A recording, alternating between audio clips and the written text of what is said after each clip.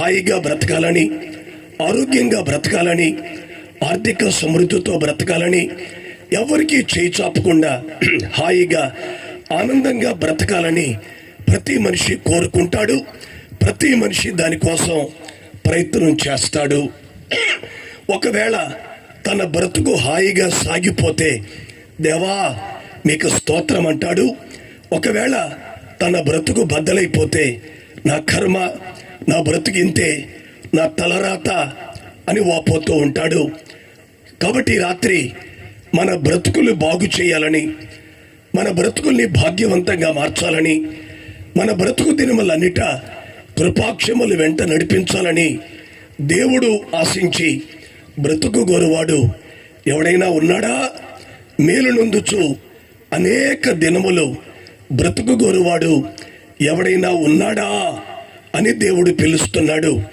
ఈ సందేశం వింటుండగా మీరు సీరియస్గా ఆలోచించాల్సిన మాట, ఎలా ఉంది ఇక్కడ ఉన్న పురుషుల బ్రతుకులు, ఎలా ఉన్నాయి స్త్రీల బ్రతుకులు, ఎలా ఉన్నాయి యవనస్తుల బ్రతుకులు, ఎలా ఉన్నాయి చిన్నపిల్లల బ్రతుకులు అని ఆలోచిస్తూ దేవుని మాటలు వినాలని ప్రభు పేరట మీకు ప్రేమతో మనవి చేస్తున్నాను. ఒకవేళ ఈ సందేశం వింటూ ఉండగా నేను కూడా బాగుపడాలి, నా బ్రతుకు కూడా బాగుపడాలి, నేను కూడా భాగ్యవంతంగా ఉండాలి, నా బ్రతుకు దినములన్నిట కృపాక్షేమాలు వెంట రావాలి అని కోరుకున్న వాళ్ళు ఉంటే గనక జాగ్రత్తగా ఆసక్తిగా దేవుని మాటలు ఆలకిద్దాం. ఏం చేస్తే మీ బ్రతుకులు బాగుపడతాయో నేను చెప్తాను, జాగ్రత్తగా విందాం. ఒకళ్ళు ఈ సందేశం వింటుండగా మీలో ఎవరైనా యేసయ్యా మాకు నువ్వు ఎలాంటి బ్రతుకుని ఇస్తావు అని అడిగితే ఆ కింద రాశాడు మేలు నొందుచు అని రాయబడింది.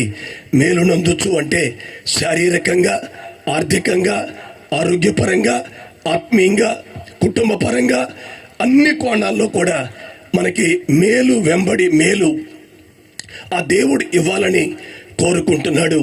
రెండో మాట, అనేక దినములు బ్రతుకు గోరువాడు ఎవడైనా ఉన్నాడా అని పిలుస్తున్నాడు.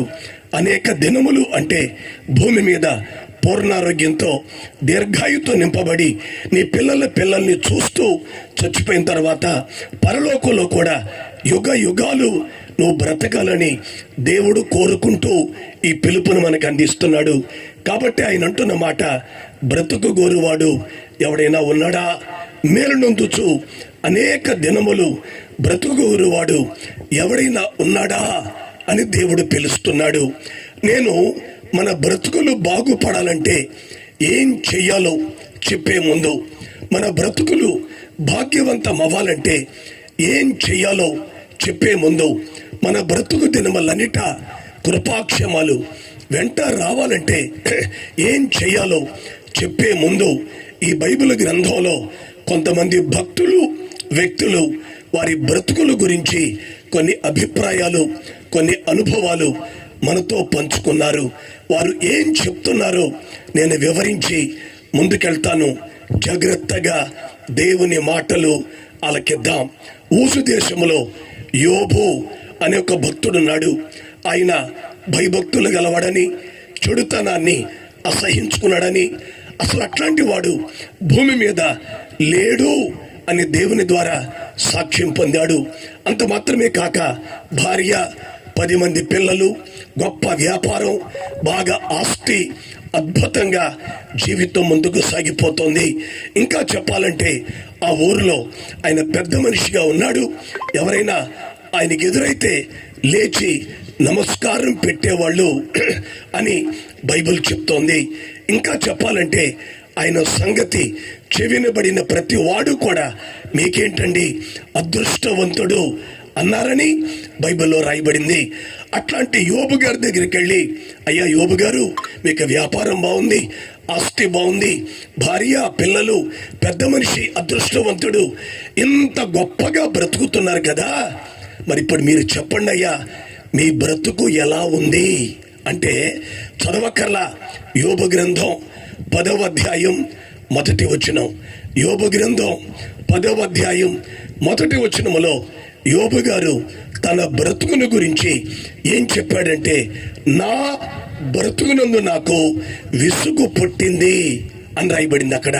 అదేంటయ్యా, మీరు బాగా భక్తి గలవారట, మంచి వ్యాపారస్తులు, ఆస్తి బాగా సంపాదించారు, పెద్ద మనిషిగా మీరు చలామణి అవుతున్నారు కదా, ఎలా ఉంది మీ బ్రతుకంటే ఏం చెప్పమంటారయ్యా, నా బ్రతుకునందు నాకు విసుగు పుడుతోంది అని భక్తుడు వాపోతున్నాడు. ఎందుకో తెలుసా, ఒక్క రోజునే ఆస్తి అంతా పోయింది, ఒక్క రోజునే పిల్లలంతా చచ్చిపోయారు, ఒక్క రోజునే శిరస్సు నుంచి పాదాల దాకా కురుపల రోగం, ఒక్క రోజునే ఓడలు బళ్ళైపోయినట్టుగా చరిత్ర తలకిందులైపోయింది, ఒక్క రోజునే బ్రతుకంతా బద్దలైపోయింది. గనక ఏమంటాడు తెలుసా, నా బ్రతుకునందు నాకు విసుగు పుట్టింది అని వాపోతున్నాడు. వాక్యం వింటున్న సహోదరి, నా ప్రియమైన సహోదరులారా, మరి మీ బ్రతుకు ఎలా ఉంది ఆలోచిస్తూ దేవుని మాటలు వినాలి. ఒకవేళ ఎవరైనా ఈ స్థలములో ఉన్న స్త్రీలని, అమ్మా మీ బ్రతుకు ఎలా ఉంది అని అడిగితే చాలామంది ఏమంటారో తెలుసా, ఏం చెప్పమంటారండి, నా భర్తను బట్టి విసుగు, ఎప్పుడు తాగుతాడు, ఎప్పుడు తిరుగుతాడు, కుటుంబాన్ని పట్టించుకోడు, రూపాయి దాయిలా పిల్లల భవిష్యత్తు ఏంటో చూడట్లా, ఇంతవరకు ఇల్లు కూడా కట్టలేదయ్యా, ఏం చెప్పమంటారు, నా భర్తను బట్టి నాకు విసుగు పడుతోంది అని వాపోతున్న సహోదరీలు, తల్లులు లేకపోలేదు.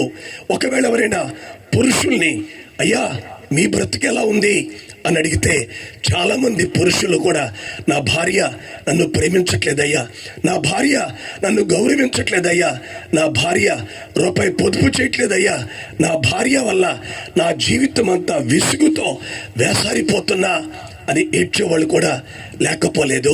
ఇంకా చాలామంది అప్పులను బట్టి విసుగు, అనారోగ్యాన్ని బట్టి విసుగు, ఇల్లు మధ్యలో ఆగిపోతే విసుగు, ఎన్నో రకాల చెప్పుకోలేని సమస్యల చేత అనేక మంది విసిగిపోతున్నారు, వేసారిపోతున్నారు, నిరాశలో ఉన్నారు, డిప్రెషన్లో ఉన్నారు, కృంగిపోతున్నారు, కన్నీళ్ల మధ్య కాపురం చేస్తున్నారు. మా కర్మ, మా బ్రతికింతే, మా దరిద్రం, మా తలరాత అని వాపోతున్న వాళ్ళు ఎంతో మందిని ఈ ప్రపంచంలో చూస్తున్నాం. యోబు గారు ఆయన బ్రతుకు గురించి ఏం చెప్పాడంటే, నా బ్రతుకునందు నాకు విసుగు పుట్టింది. ఇంకా మనం బైబిల్ చదువుకుంటూ ముందుకెళ్తే ఆయన పేరు హిజ్కియా మహారాజు అని బైబిల్ చెప్తోంది. రత్నాలు, రథాలు, రమణులు, రాజ్యాలు, రౌతులు, వెండి బంగారాలు, పట్టు పరుపులు, పంచభక్ష పరమాణాలు పట్టు పరుపుల మీద పడుకుంటాడు. ఎవరక్కడ అనగానే చెప్తాం ప్రభు అని సైనికులు, వంది మాగదులు, ఎంతో మంది పనివాళ్ళు, పరిచారకులు కూడా అతనికి లోటు లేదు. అట్లాంటి హిజ్కియా మహారాజు దగ్గరికి వెళ్ళి, మహారాజా హిజ్కియా ఎలా ఉంది మీ బ్రతుకు అని అడిగితే, మీరు చదవక్కర్లేదు కానీ యెషయా గ్రంథం 38వ అధ్యాయం 12వ వచనములో సేమ్ డైలాగ్ లేదు, కానీ అక్కడ ఉన్న అర్థం ఇదే. ఏం చెప్పమంటారయ్యా, నా వెన్నుపూసలో ఒక పుండు పుట్టింది, ఆ రోజుల్లో దాన్ని రాచపుండు అనేవారు, ఇవాళ దాన్ని క్యాన్సర్ అంటున్నారు. ఎన్నో మందులు వాడాం, ఎంతో మంది వైద్యులు వచ్చారు, ఎన్నో రకాల పత్యాలు చేశానయ్యా, కానీ నా రోగం తగ్గకపోగా నా పరిస్థితి ఎలా ఉందంటే, నేతగాడు కత్తిరించేస్తే నేల రాలిపోయే బట్టలాగా నా బ్రతుకుంది అని హిజ్కియా మహారాజు కూడా వాపోతున్నట్టుగా చూస్తున్నాం. ఈవేళ కూడా చాలా మంది జీవితాల్లో